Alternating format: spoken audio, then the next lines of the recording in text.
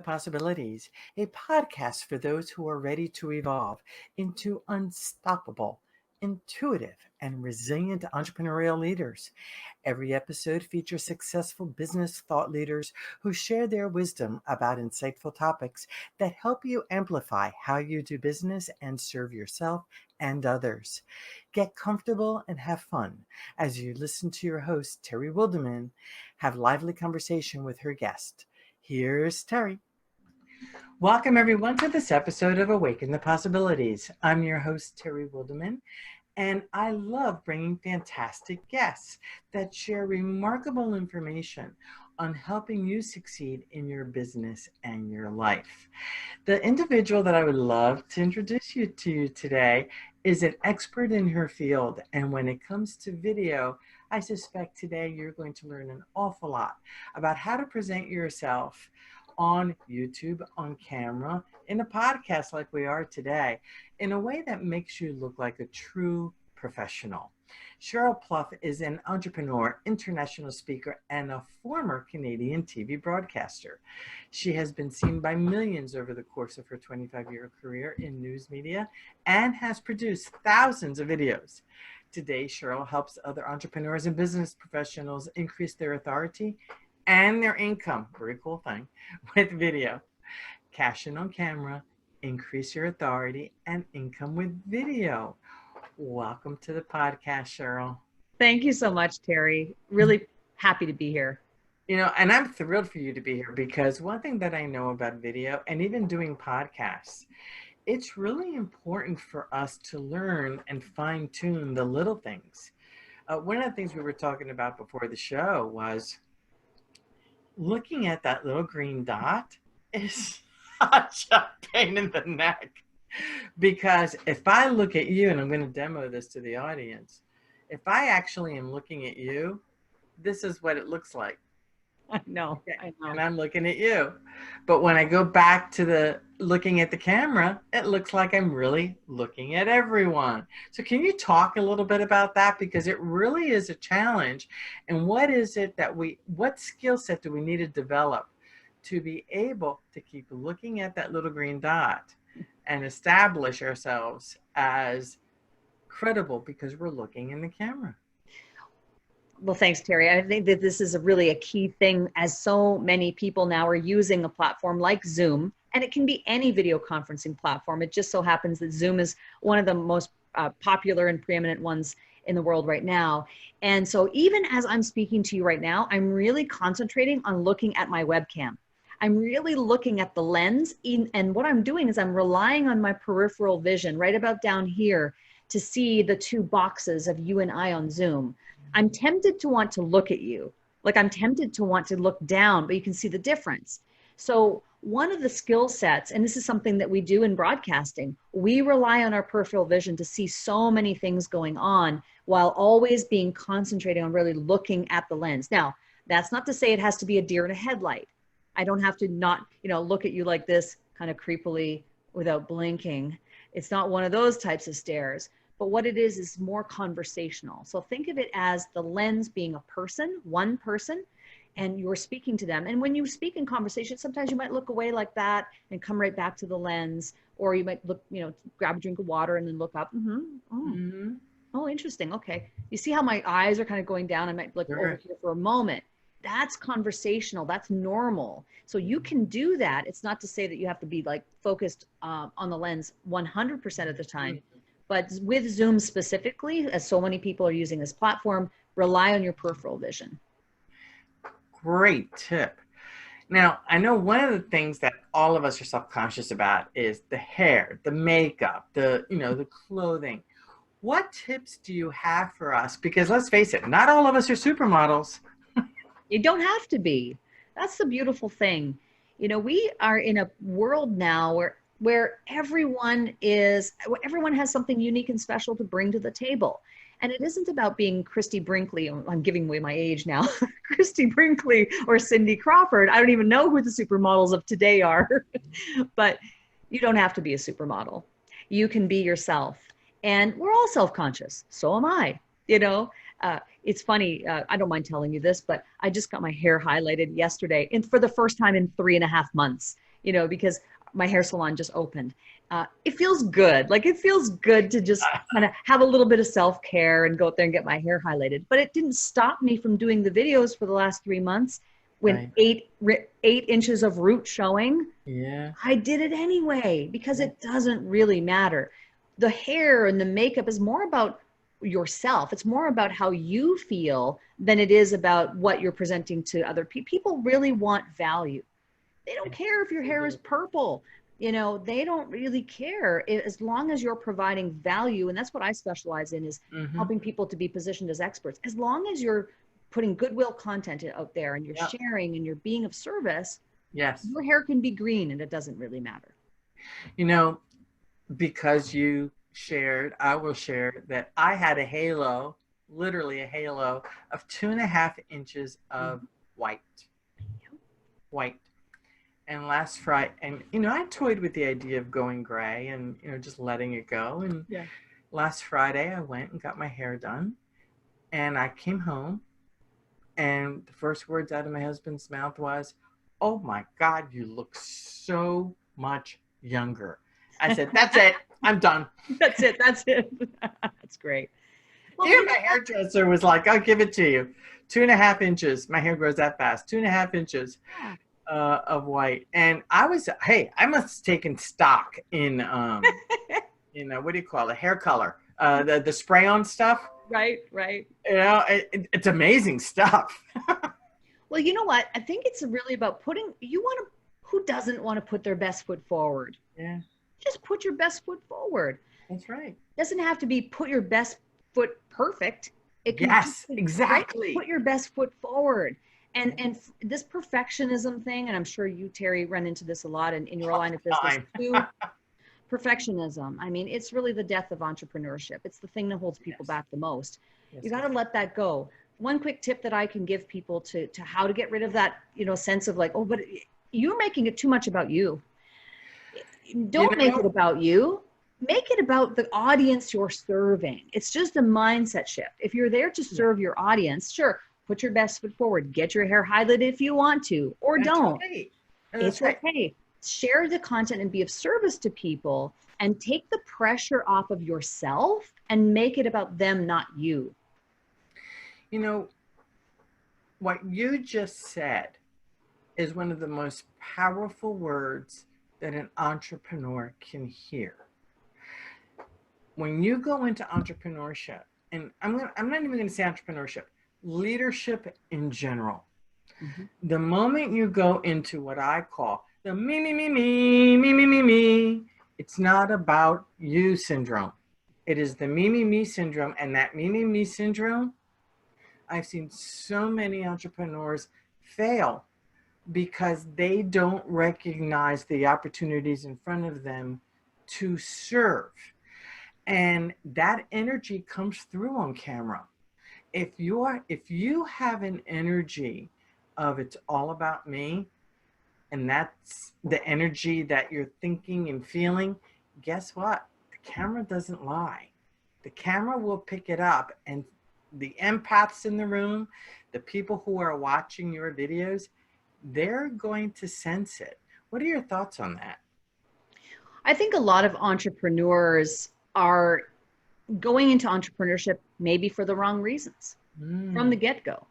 I think a lot of entrepreneurs are following a path that they see, that they think is set out for them, because they're not doing it from a place of passion. They're doing it for the fame, the money, or whatever that thing is that is really not fundamentally in their hearts. So you have to be following something you're passionate for. You're not going to want, and I'll speak from a content perspective, you're not really going to be all that jazzed about creating content that you put out there and being a service to people if what it is that you are doing fundamentally is not a passion. Yes. Like, you really do have to have a love for it. I love doing this kind of stuff.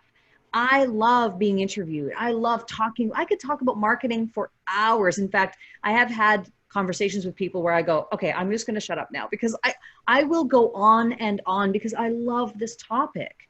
I love talking about business, marketing, entrepreneurship. I've developed a passion for it because I learned so much about it so many years ago. And then now I will talk your ear off. I love it. I love that. I will talk your ear off. That is a hoot. You'll have to stop me. So what about, well, one of the things that I find with video entrepreneurship, the energy that we put out there, one of the things that I find with video is some folks don't really plan what they're going to say, what they're going to do, how they're going to do it. I do like the element of what I call flexible, flexible boundaries, where you are pretty much clear on how things roll, but these folks just they're not really clear, nor do they send the right message of being congruent via video. Can you talk about that, please? Because that does really amplify when you're on video. Mm-hmm. Well, here's the thing. I was a broadcaster for so many years. I'm really skilled at being able to ad lib. I can just create videos in minutes. I really can. Mm-hmm. For most people, though, that is not a skill set that they have. Exactly. So they need to have more So it starts with, always comes back to strategy. What is the strategy? In other words, I'd like to teach an outline, like a 3E video outline. So that is to engage, educate, and enroll. Have some type of formula that you can follow and system to create your videos to make it easier on yourself. It also is an advantage to the person watching the video because it's more structured and they can follow that pattern more easily. So I think as a content creator, having some type of formula, whether it's my 3E video outline or someone else's, whatever appeals to you, is going to help you structure that in a better way. I think you do have to have a strategy for what it is. Why are you making this content in the first place? And I mean, I can make videos very quickly, but I also overall am looking at it from a strategic standpoint. So one thing I've done is I've created a mind map for myself. Nice. A visual representation of what I do week in and week out. My core platform is YouTube. So I make a video every Thursday on YouTube. And then from there, I have a strategy to distribute that to other platforms and then to fill in the gaps with some live streams on Instagram or Facebook and a podcast and different things to help flush out that overall strategy so that I can have omnipresence online. That's what I want. And I get comments from people who say, every time I turn on my phone, it seems like you're there. Yay, that's my goal. Yeah, right? But I think, Terry, it always does come back to strategy. People often don't also have a point of view about what it is that they're talking about. I have ideas and intellectual property. I have thought leadership. I have ideas and concepts that are in my mind, and it comes from my point of view around video and what's working, what's not working, what people should and shouldn't do. Yeah. Sometimes entrepreneurs they're not far enough into it yet to have developed that point of view. They haven't spoken about their topic enough to have a point of view. And I think that's fundamentally one of the things that's missing for a lot of people. Really interesting. I love your use of mind maps because the mind maps work with both sides of the brain. So you're using the logical side of your brain with the creative side. So that just really helps to set up a brilliant week. I would love to see those mind maps. Yeah, they're interesting. Yeah, I bet they are. Oh, you can get them. I mean, if you go to my YouTube channel, there's a free download. You just download it and you'll see it. I actually do a video where I walk through the mind map and show you my strategy every week. This is how I reach hundreds of thousands of people nearly single-handedly every week. And I'll walk you through the video and I'll explain why things are the way they are. And you'll find that on my YouTube channel. How cool is that? That is absolutely brilliant. So I'm curious. Yes. You're on YouTube. Mm-hmm. What is your evaluation of folks who do video on YouTube, Facebook Live, LinkedIn Live, or any other live stream format or platform? Is there one that's better than the other? And what are the differences between them? And what are the similarities between them? Whew. It's a bit of a loaded question, but let me say this. Okay. What I recommend is that, especially for solopreneurs, especially for people who are wearing every hat, or who have small teams. Maybe you have a VA or someone who's helping you and you have a little bit of help. You have to get efficient. You have to be efficient because you're also running the business. So you need to be creating content. And what I recommend is choosing a core platform. So for me, it's YouTube. Actually, it used to be Facebook, but because my strategy changed, now it's YouTube. You have to have a core platform that you're going to put all of your, you're going to create a core piece of content for that platform once a week and then distribute it elsewhere. The thing with YouTube is that it is a platform that will really, for 85%, maybe more, of people, entrepreneurs, coaches, and consultants, YouTube is a great core platform. And why is because you get discovered there. People are using Google and YouTube to find answers to questions. If you're a coach, a consultant, an author, speaker, chances are you have answers to questions. That's the premise of why you're a coach or consultant or expert or author. So if people are going onto Google and they're like, how to do Facebook Live, and I've created a video called how to do Facebook Live, right? Again, I'm simplifying it here, but there's a connection that's made because Google owns YouTube.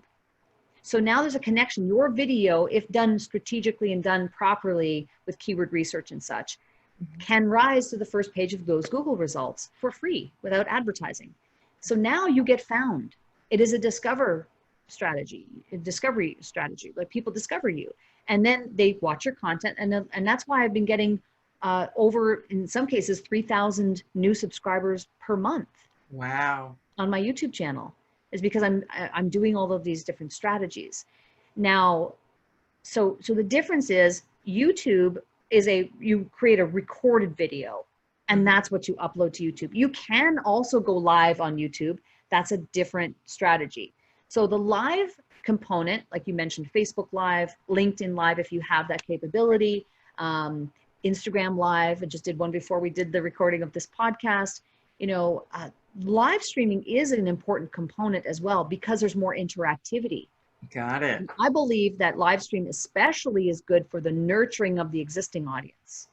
Nice. Whereas the YouTube piece is more of a, hey, discover me, people who've never heard of me before, cold audience. Brilliant. Okay. So now you start to merge these things together. And again, coming back to strategy, that's a really good format. And we haven't even mentioned Facebook groups, and there's a whole, piece around that as well. But yeah, you want to have both. You want to have recorded videos and live streams. Nice. So one of the things that I know that entrepreneurs are looking at doing is they're getting on video, Zoom, and unfortunately with the shutdown, so many of us are on Zoom.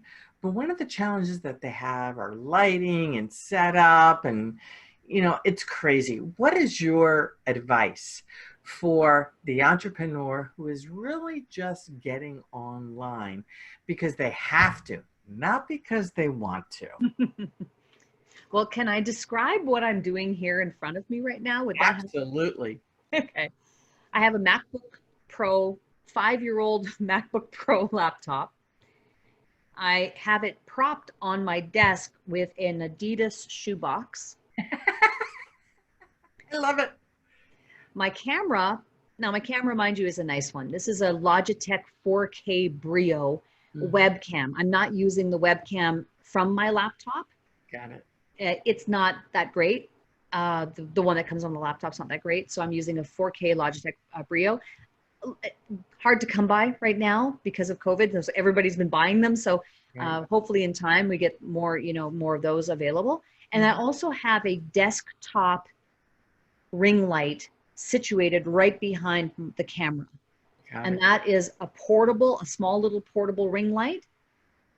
I purchased that on Amazon as well. In fact, I have an Amazon storefront that shows all the tools and things that I use and recommend, and some things are on my own wish list, and you just go there and find it. But that's it. That's it. I have a Yeti microphone here, but I don't think that audio is being picked up. I think the audio on my Logitech is what's being picked up right now. But this is also a great purchase. I've had this for years, just a Yeti microphone, USB, and you can plug that into your computer as well.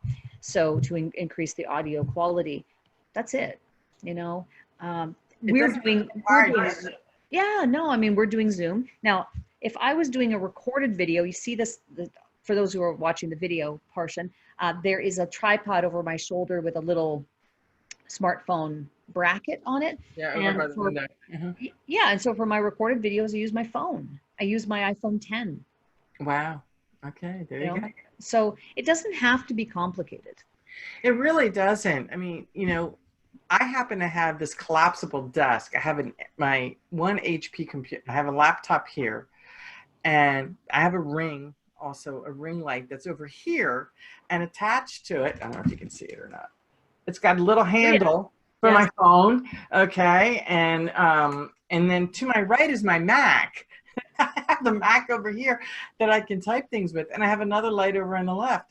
That's it. I mean, it's and I have a snowball. Okay, yeah. So those are great too.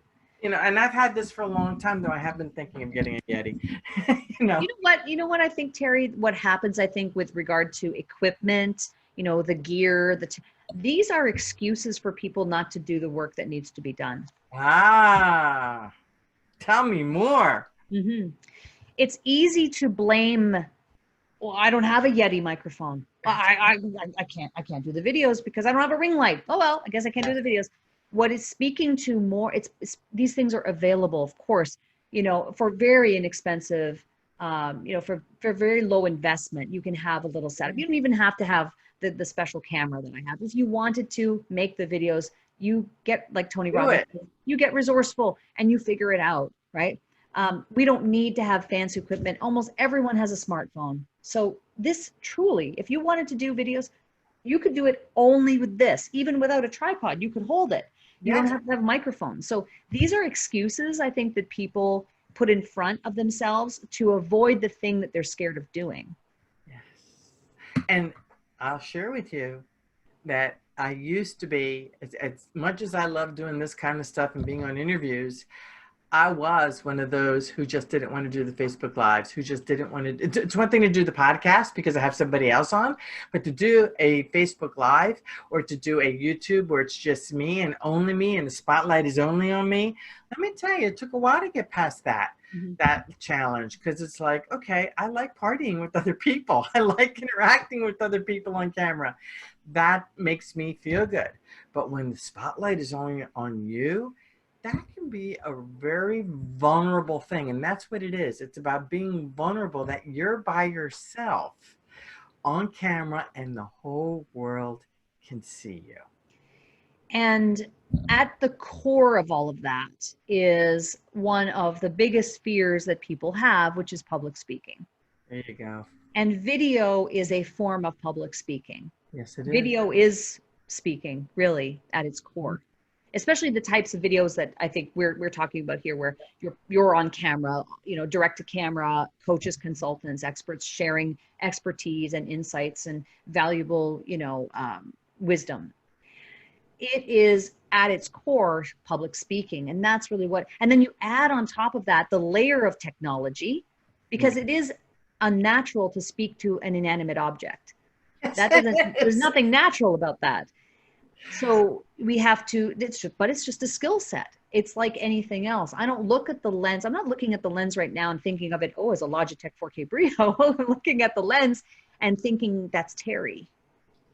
Oh, yeah, that's Terry. I'm talking to Terry right now. It just happens to be through an inanimate object. Got it. So, I think that's why people get it's very common, so common. Think about how many people have such wonderful messages to share, but won't, because it is a fear of public speaking.